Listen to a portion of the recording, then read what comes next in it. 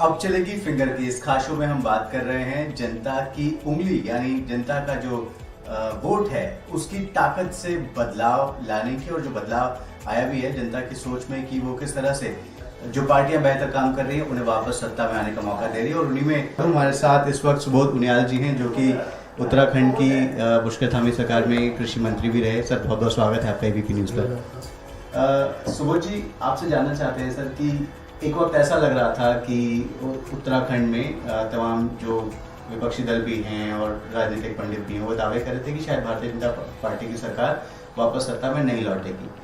ऐसा इसलिए भी ज़्यादा स्ट्रांगली महसूस हुआ, फील किया गया क्योंकि पार्टी को नेतृत्व परिवर्तन करना पड़ा 2 बार।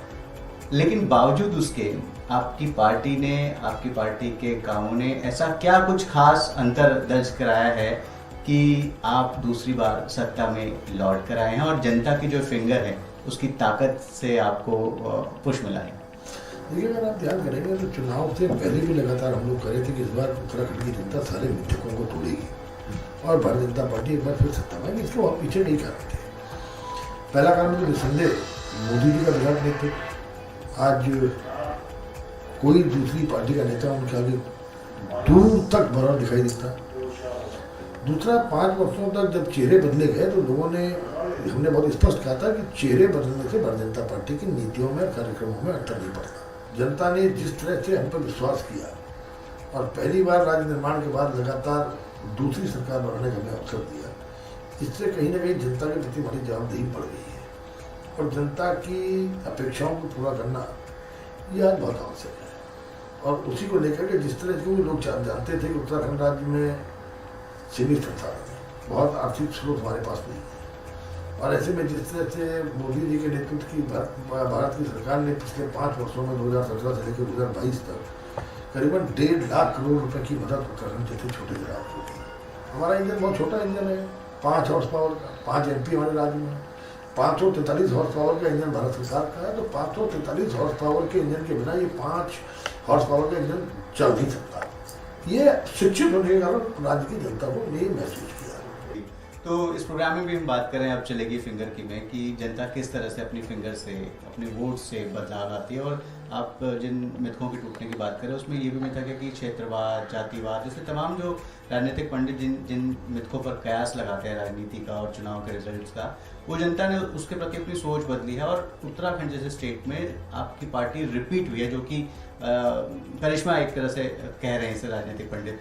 तो इसके पीछे जो जनता ने अपनी सोच बदली है उस पर आपकी क्या राय है? देखिए, मैंने कहा आपसे कि मोदी जी का विराट नेतृत्व, राज्य के विकास की निरंतरता को बनाए रखने की एक भूख और लिटरेसी रेट का ज़्यादा होना। शिक्षित लोग हैं, उत्तराखंड का लिटरेसी रेट केरला के बाद दूसरे नंबर पर है। तो शिक्षित लोगों ने जिस तरह से राज्य के विकास की सोच के साथ और मोदी जी के विराट नेतृत्व पर विश्वास प्रकट करते हुए, और हमारी सरकार ने, आप देखिएगा तो 5 वर्षों में भ्रष्टाचार विहीन सरकार, जहाँ 2017 तक लोग भ्रष्टाचार से त्रस्त थे, वहीं 5 वर्षों में एक भ्रष्टाचार से मुक्त सरकार जो लोगों को थी।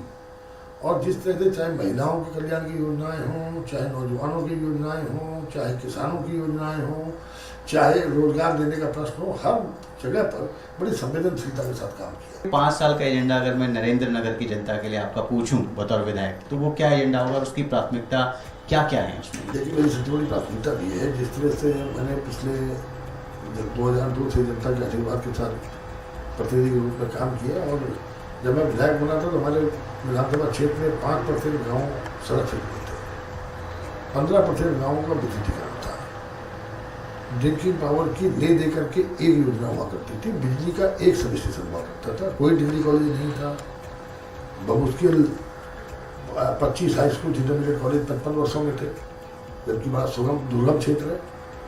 और इसके अलावा तमाम ऐसी सुविधाएं जो मूलभूत सुविधाएं थी उनकी आवश्यकता थी।